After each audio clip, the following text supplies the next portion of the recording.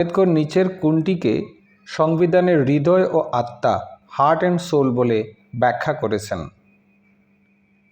সাংবিধানিক প্রতিবিধানের অধিকার। সঠিক উত্তরটা হবে সাংবিধানিক প্রতিবিধানের অধিকার। তোমরা অপশনগুলি একটু দেখে নেবে। যাই হোক, তারপর নেক্সটে আসছি।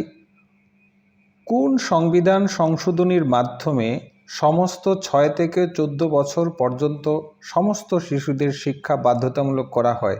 86তম সংবিধান সংশোধনে। এই 86তম সংবিধান সংশোধনটি 2002 সালে পাশ করা হয়। 21 এ অনুচ্ছেদটি মৌলিক অধিকারে যুক্ত করা হয় 6 থেকে 14 বছর বয়সী সকল শিশুর বিনামূল্যে শিক্ষার ব্যবস্থা করা হয়। মৌলিক কর্তব্যে নতুন একটি ক্লজ বা উপধারাকে যুক্ত করা হয়, যাতে বলা হয় পিতামাতা বা অভিভাবককে 6 থেকে 14 বছরের সকল শিশুকে শিক্ষার সুযোগ সুবিধা প্রদান করতে হবে। ভারতীয় সংবিধানের কোন অনুচ্ছেদে রাষ্ট্রের সরকারি চাকুরিতে বিচার বিভাগকে শাসন বিভাগ থেকে আলাদা করার পদক্ষেপ নিতে নির্দেশ দেয়? 50 নম্বর অনুচ্ছেদ। তথ্যের অধিকার আইন, রাইট টু ইনফরমেশন কত সালে কার্যকর হয়? 2005 সালে কার্যকর হয়। গণপরিষদ কত সালে তৈরি হয়? সবচেয়ে সহজ কোয়েশ্চেন, 1946 সালে। গণপরিষদের প্রথম অধিবেশনে 9 ডিসেম্বর 1946 সালে দিল্লিতে অনুষ্ঠিত হয়। কেবলমাত্র 211 জন অংশগ্রহণ করেছিল। এটা হচ্ছে প্রথম অধিবেশন, 9 ডিসেম্বর 1946। কোথায় অনুষ্ঠিত হয়েছিল? দিল্লিতে অনুষ্ঠিত হয়েছিল। সচ্চিদানন্দ সিনহা গণপরিষদের প্রথম অস্থায়ী সভাপতি হিসাবে নিযুক্ত হন। তাহলে প্রথম অস্থায়ী সভাপতি কে ছিলেন? গণপরিষদে মোট 22টি কমিটি ছিল। কয়টি কমিটি? 22টি। ডক্টর রাজেন্দ্র প্রসাদ গণপরিষদের প্রথম স্থায়ী সভাপতি হন। Doctor B.R.. আম্বেদকর গণপরিষদের ড্রাফটিং কমিটি বা খসড়া কমিটির সভাপতি হিসাবে নিযুক্ত হন। Doctor BN. রাও গণপরিষদের সাংবিধানিক উপদেষ্টা হিসাবে নিযুক্ত হন। ভারতীয় সংবিধান রচনা করতে গণপরিষদের মোট সময় লেগেছিল 2 বছর 11 মাস 17 দিন বা 18 দিন বলা হয়। ভারতের সংবিধান হলো পৃথিবীর বৃহত্তম লিখিত সংবিধান। ভারতীয় গণপরিষদের জনক হলেন ডক্টর বি.আর. আম্বেদকর। রাজ্য আইনসভার সদস্য নন এমন কোন ব্যক্তি মুখ্যমন্ত্রীর পদে নিযুক্ত হলে তাকে কত দিনের মধ্যে আইনসভার সদস্য হতে হয়? 6 মাসের মধ্যে হতে হয়। কোন দেশের সংবিধানকে আইনজীবীদের স্বর্গরাজ্য বলা হয়? America, Bharat, Britain, Switzerland? অবশ্যই ভারত। জনকল্যাণকামী রাষ্ট্র বা ওয়েলফেয়ার স্টেটের ধারণা ভারতের সংবিধানের কোন অংশে রয়েছে? রাষ্ট্রের নির্দেশমূলক নীতিতে। নির্দেশমূলক ধারণাটির আয়ারল্যান্ডের সংবিধান থেকে নেওয়া হয়েছে। এই যে নির্দেশমূলক নীতি, পার্ট 4 এর নির্দেশমূলক নীতিগুলি আলোচনা আছে। কোন দেশের অনুকরণে ভারতের সংবিধানে মৌলিক কর্তব্য যুক্ত হয়েছে? Russia, Britain, Portugal, America? অবশ্যই সোভিয়েত রাশিয়া বা সোভিয়েত ইউনিয়ন। ভারতীয় সংবিধানের উৎস কোথায় ছিল? ভারতীয় সংবিধানের 75% গভর্নমেন্ট অফ ইন্ডিয়া অ্যাক্ট 1935 থেকে নেওয়া হয়েছে। দেশীয় উৎস ছাড়াও গণপরিষদ বিভিন্ন বিদেশি সংবিধানের মডেল অনুসরণ করে। ভারত শাসন আইন থেকে যুক্তরাষ্ট্রীয় ব্যবস্থা, পাবলিক সার্ভিস কমিশন, রাজ্যপালের পদ, বিচার ব্যবস্থা, প্রশাসনিক কাঠামো এগুলি নেওয়া হয়। আর ব্রিটেন থেকে আইন তৈরির পদ্ধতি, আইনের অনুশাসন, একক নাগরিকত্ব, সংসদীয় ব্যবস্থা, কেগের কার্যালয়, দ্বিকক্ষ বিশিষ্ট সংসদ, লোকসভার স্পিকার, লেখ বা রিট, প্রধানমন্ত্রী, রাষ্ট্রপতি মানে রানীর অনুকরণের নাম সর্বস্ব প্রধান, শক্তিশালী নিম্নকক্ষ, সাংসদদের বিশেষাধিকার। এছাড়াও রয়েছে অন্যান্য দেশ থেকে যেগুলি নেওয়া হয়েছিল, আমি এক এক করে আস্তে আস্তে বলে যাচ্ছি। আমেরিকা যুক্তরাষ্ট্র থেকে কী নেওয়া হয়েছিল? লিখিত সংবিধান, প্রস্তাবনা, মৌলিক অধিকার, সুপ্রিম কোর্টের প্রতিষ্ঠা, স্বাধীন বিচার ব্যবস্থা ও বিচার সংস্কার, সুপ্রিম কোর্ট ও হাইকোর্টের বিচারপতিদের অপসারণ, রাজ্যসভার চেয়ারম্যান রূপে উপরাষ্ট্রপতি, রাষ্ট্রপতির অপসারণ পদ্ধতি, বিচার বিভাগীয় পর্যালোচনা, রাশিয়া থেকে মৌলিক কর্তব্যসমূহ, অর্থনৈতিক পরিকল্পনা, সামাজিক, অর্থনৈতিক এবং রাজনৈতিক ন্যায় বিচার, অস্ট্রেলিয়া থেকে যৌথ তালিকা, ব্যবসা বাণিজ্য প্রতিবিধান, পার্লামেন্টের যৌথ অধিবেশন,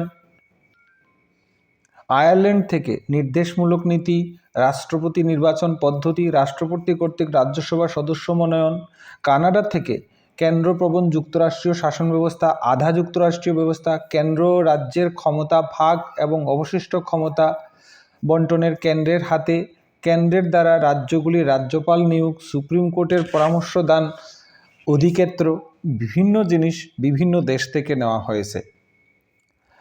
তারপরে জার্মানি থেকে জরুরি ব্যবস্থা এবং জরুরি ব্যবস্থার সময় মৌলিক অধিকার সমূহের সাময়িক মুলতবি, ফ্রান্স থেকে প্রজাতন্ত্র, স্বাধীনতা, সাম্য, সৌভ্রাতৃত্বের ধারণা, জাপান থেকে সুপ্রিম কোর্টের কাজের আইনগত পদ্ধতি, দক্ষিণ আফ্রিকা থেকে সংবিধান সংশোধনের পদ্ধতি, রাজ্যসভার সদস্যদের নির্বাচন পদ্ধতি। কে প্রস্তাবনাকে সংবিধানের আত্মা বলেছেন? ঠাকুরদাস ভার্গব। ভারতীয় সংবিধানের প্রস্তাবনা কার সুপারিশে তৈরি হয়? পণ্ডিত জওহরলাল নেহেরুর সুপারিশে তৈরি হয়। মৌলানা আবুল কালাম আজাদ 1946 সালের 13ই ডিসেম্বর প্রকাশিত পণ্ডিত জওহরলাল নেহেরুকে অবজেক্টিভ রেজলিউশনের ভিত্তিতে ভারতের সংবিধান প্রস্তাবনা তৈরি হয়। 1947 সালের 22শে জানুয়ারি গণপরিষদ এটি গৃহীত হয়। 44 নং অনুচ্ছেদের নিচের কোনটি প্রণয়নের কথা বলা হয়েছে? Uniform civil code. রাষ্ট্রকে সরকারি চাকরির ক্ষেত্রে বিচার বিভাগকে শাসন বিভাগ থেকে আলাদা করতে কোন অনুচ্ছেদ নির্দেশ দেয়? 50 নং অনুচ্ছেদ। ভারতের নাগরিকতা আইন কত সালে প্রণীত হয়? 1955 সালে। OCI overseas citizen of India category কত সালে চালু হয়? 2005 সালে। রাষ্ট্রপতির বিরুদ্ধে পদচ্যুতির প্রস্তাব আনতে গেলে কতদিন আগে নোটিশ দিতে হয়, মানে ইমপিচমেন্ট? 14 দিন আগে। প্রধানমন্ত্রীকে কে নিয়োগ করেন? রাষ্ট্রপতি। প্রধানমন্ত্রী সংবিধান অনুসারে ভারতের মন্ত্রিসভার নেতা হলেন প্রধানমন্ত্রী, মানে লোকসভায় সংখ্যাগরিষ্ঠ দলের নেতা। প্রশাসনিক ক্ষেত্রে ভারতের প্রকৃত প্রধান হলেন প্রধানমন্ত্রী। প্রধানমন্ত্রীর কার্যকালের মেয়াদ হলো 5 বছর। লোকসভা বা রাজ্যসভার সদস্য না হয়েও 6 মাসের জন্য প্রধানমন্ত্রী হওয়া যায়। রাষ্ট্রপতির প্রধান পরামর্শদাতা হলেন প্রধানমন্ত্রী। প্রধানমন্ত্রী হওয়ার সর্বনিম্ন বয়স হলো 25 বছর। রাষ্ট্রপতি ও কেন্দ্রীয় মন্ত্রিসভার মধ্যে যোগসূত্র স্থাপন করেন প্রধানমন্ত্রী। সরকার ও জনগণের মধ্যে যোগসূত্র স্থাপন করেন প্রধানমন্ত্রী। তাহলে এখানে প্রধানমন্ত্রীর ক্ষমতা কার্যাবলী আমরা দেখছি। অঙ্গরাজ্যের রাজ্যপাল, অ্যাটর্নি জেনারেল, নির্বাচন কমিশনের সভাপতি ও সদস্য, ইউপিএসসি চেয়ারম্যান ও সদস্য এবং রাষ্ট্রদূত প্রভৃতি ব্যক্তিদের প্রধানমন্ত্রীর পরামর্শে রাষ্ট্রপতি নির্বাচন করে থাকেন। যোজনা কমিশনের চেয়ারম্যান হলেন প্রধানমন্ত্রী। স্বাধীন ভারতের প্রথম প্রধানমন্ত্রী হলেন জওহরলাল নেহরু। স্বাধীন ভারতের প্রথম মহিলা প্রধানমন্ত্রী হলেন ইন্দিরা গান্ধী। ভারতের প্রধানমন্ত্রী হিসাবে বিদেশে মারা যান লাল বাহাদুর শাস্ত্রী 1966। ভারতের প্রথম উপপ্রধানমন্ত্রী হলেন বল্লভভাই প্যাটেল। কত সালে পরিকল্পনা কমিশন গঠিত হয়? 1950 সালে। কার সম্মতি ছাড়া সংসদ চত্বরে কোনো সাংসদকে গ্রেপ্তার করা যায় না? স্পিকারের। পার্লামেন্টের কোন কক্ষের সদস্য না হয়েও কোনো ব্যক্তি কতদিনের জন্য মন্ত্রী হতে পারেন? 6 মাসের জন্য। হ্যাং পার্লামেন্ট বা ত্রিশঙ্কু পার্লামেন্ট বলতে কি বোঝো?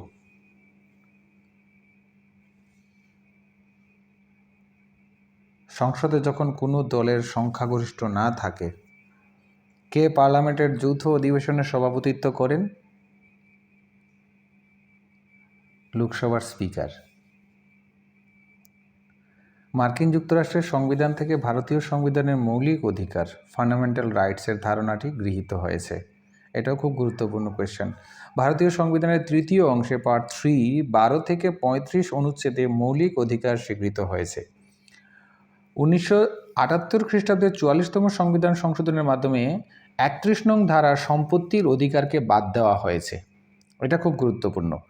14 থেকে 18 নং ধারায় সাম্যের অধিকার বর্ণিত হয়েছে। 19 থেকে 22 নং ধারায় স্বাধীনতার অধিকার বর্ণিত হয়েছে। 23 থেকে 24 নং ধারায় শোষণের বিরুদ্ধে অধিকার। 25 থেকে 28 নং ধারায় ধর্মীয় স্বাধীনতার অধিকার। 29 থেকে 30 নং ধারায় সংস্কৃতি ও শিক্ষার অধিকার বর্ণিত হয়েছে।